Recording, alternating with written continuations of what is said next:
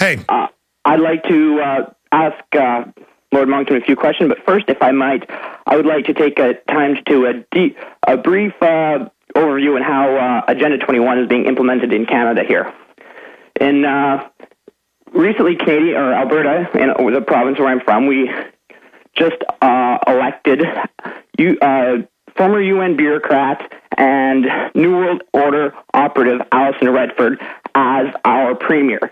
She is pushing through a number of bills, including the Land Stewardship Act, which robs Albertans of our natural property rights so they can take our and by the way, Australia did this and took half of the farmland off limits. They take half the land and set it aside, or you can pay huge taxes on it, and it's just devastating these people. Lord Monckton, you've been to Australia a bunch. I'm going to go back to your caller, but I mean, he's not joking about these land grabs.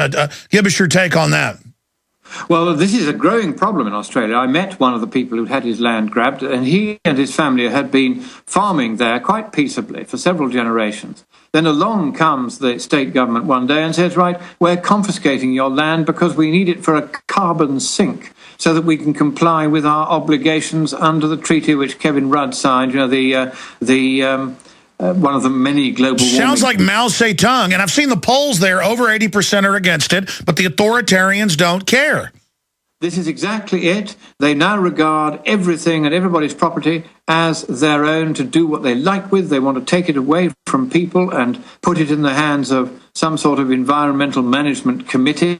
Increasingly, this is happening, or they're trying to make it happen. I'm glad to say that in Britain, we're fighting back against this, and we've said that property rights have to be respected. In Australia, they're still not doing that, partly because the opposition has been rather ineffective. They haven't really made enough noise. They haven't stood up and opposed this.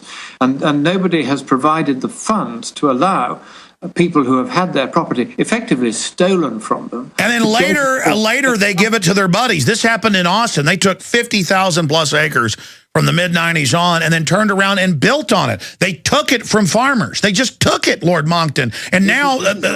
I'm sorry, go ahead. It's happening all over America and all over the world, where corrupt local and national governments are helping themselves to private land in the name of the environment and then simply building on it, destroying whatever environment it had, and profiting mightily by robbing the people who previously owned it. Well, that's what's sick. I've gone to smart growth conferences, and they just look at you when your camera's off and go, yeah, we know it's a scam, and laugh at you. I'm sorry, go ahead.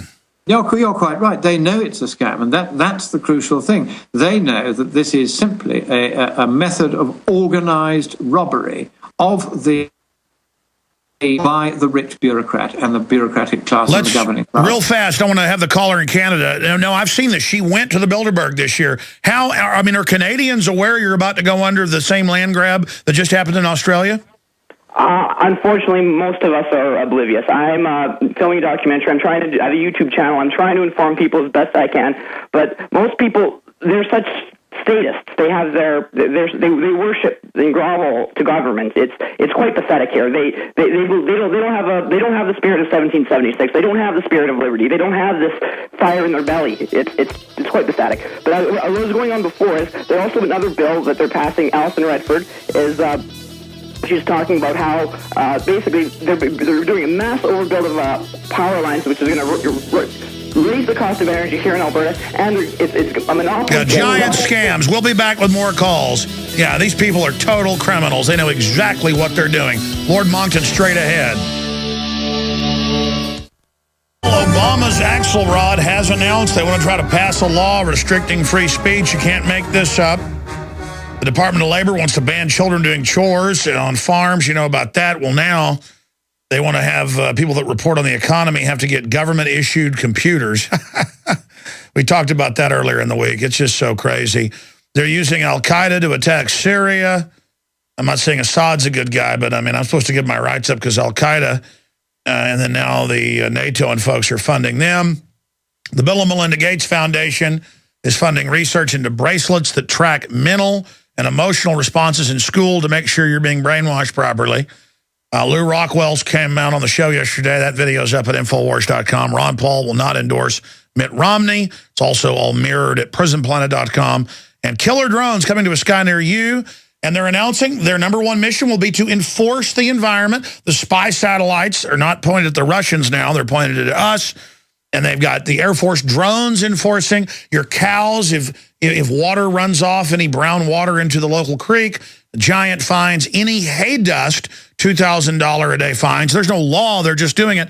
Lord Monckton, I'm going to rush through some calls in this final segment with you, but I've noticed in the UK, also in the EU, and I've seen the same thing, the announcements that drones and spy satellites are now watching the farmers.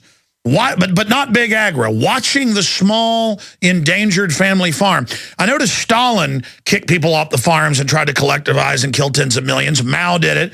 He has the record. Our government says he killed 64 million. Chinese say 86 million. But whatever the case is, I know you've studied that and traveled the world. Why do the, quote, environmental fascist communists always want to get people off their land? For the earth, of course, and ban the Amish selling milk. I mean, why is there this attack on rural communities by the, whatever you call these creatures? They're jealous, that's what it is. They want the land, which is now occupied by the farmers. The best way to do that is to invent some fictional reason why the farmers ought to have to take it off them. And that's why they have these drones now flying around watching us. It's bad enough having Google Earth being able to see straight into your bathroom window. Now you've got these drones as well. So you need to wear a hoodie and a baseball cap at all times, even inside the house, then they can't see who you are. It's really got to the point now where, one would almost feel justified in shooting some of these drones down if they came over us. I mean, it's outrageous the way the authorities feel that they can treat the ordinary people with complete contempt. Now, I'm not advocating that you should actually shoot these drones down, but certainly I think it's now become a real worry that we have, for instance, in Britain, more surveillance cameras on every street corner than anyone else in the world. I told you on the last program that I had an Inland Revenue spy getting into my club the other day and asking me questions, and it was only halfway through the conversation that I realized who he was.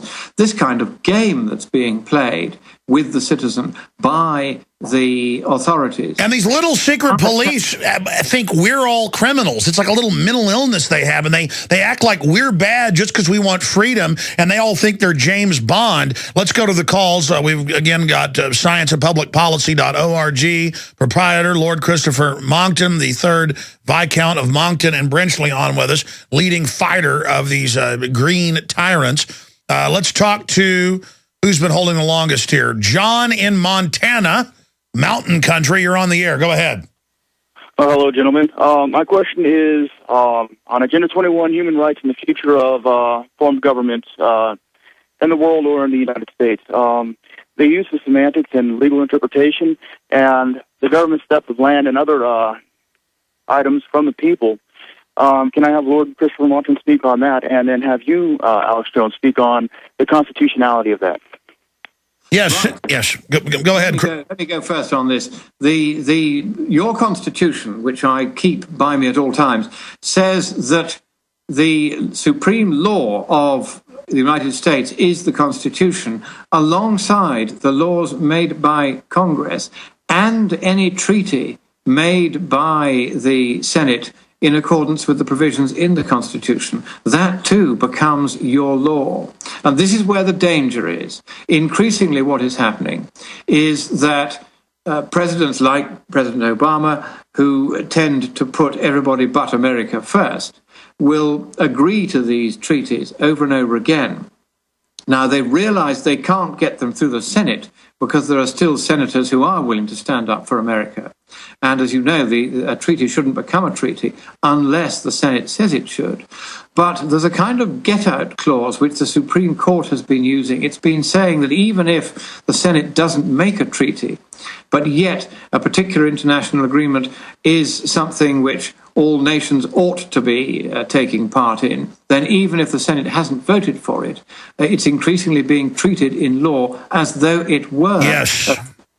Yes. And this is a big problem. It means that one cannot merely hope that the people that you elect to defend you from precisely the kind of power grab that's going on by the governing class worldwide will actually be able to defend you from it, because the Supreme Court, as at present constituted, is beginning to overlook and overrule your constitution. Lord Monckton, what do you call it in international law? I mean, I guess an oligarchy, where it's the bureaucracy, special corporate interests that are anti-free market, working as monopoly men, with an executive doing what it wants. I guess that's really fascism or an oligarchy, because now Obama says, I'm going to legalize the illegals, no law. I'm going to shut down the power plants. That's how we started the interview. And I mean, really, now everybody's calling him a dictator. But again, it's the special interest that run him. So the dictator, the titular heads come and go, but they're bought and paid for by the same interest. I mean, how do you respond to something that lawless?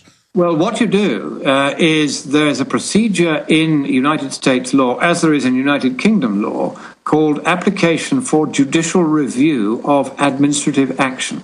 And this means that any public servant who acts beyond his powers can be taken to court and made to behave, just as we took the Department of Education here in the UK to court because it didn't have the power to hand out Al Gore's propaganda movie, this mawkish sci-fi comedy horror movie of his. It didn't have the power to hand that out to schools because it was propaganda, and propaganda in schools in the UK is against the law. And we won the case, and therefore they had to send out 77 pages of corrective guidance to each school before the film could be shown there. And this really is the key thing. You need to find people who are wealthy enough to be able to fight cases on judicial review. So if Obama says he's going to have an amnesty for illegal immigrants, then he must go to Congress to get that. He cannot do that by executive order. And if he tries, then somebody should take him to court and say, no, you can't do that. However powerful you are, you have to abide by the law until Congress changes the law of the land. That's the way it works in a democracy. That's what your founding fathers had intended, and that's what you must insist on. Very well said. Let's jump to some more calls. Ministry of Action. Let's talk to Lloyd in Florida, listening on the Big 810 AM, or number one there in Orlando on Agenda 21. You're on the air with Lord Monckton. Go ahead. Alex, I want to thank Lord Monckton for his wonderful information that he's putting out, but I'd like you to put me on hold. I want to talk to you on a different subject when he finishes. Okay, well, it said Agenda 21 right there, but do you have a quick question for him, and I can come back to you later? Just come back to me later, please. Okay, it said Agenda 21 there on the screen. We don't really screen your calls when we have a guest. Let's go ahead and talk to Jeffrey in Colorado. You're on the air. Jeffrey, well, you got that. Anyway, I just found you guys earlier this year, and thank God for your message and what you're doing, and that probably comes from those of us who care about America. Well, brother, we're all in it together. Thank you. Do you have any questions for Lord Monckton? Yes. You're going to the summit. What I was wondering is there a possibility to be able to post the names of everybody involved in this massive takeover, or post their pictures, because you need to start taking an offense instead of a defense. Well, that's quite a good idea, to name them and shame them, as I did to this Inland Revenue spy the other day, Dr. Paul McCallum. And that's a very good technique. And I think a lot of us who have access to the media should do this more often. We should name and shame those in the public authorities who overstep the bounds of their authority and go too far and try to set up these global governments. Now, of course, in practice, the only people who know who's going to Rio are the UN organizers, and they certainly won't give out the list to anyone. But one of the purposes in being there is that we can see which organizations are there, we can work out who is funding them, and then we have learnt a trick from the left. We are now quietly talking to the funders of some of these big so-called charitable environmental organizations, which are in effect about the destruction of the planet, and we're saying, take your funding elsewhere. These people are crooks. You don't want to be associated with them when they eventually get exposed and go under. And the funding is leaving them. And again, you call them the left. I know they identify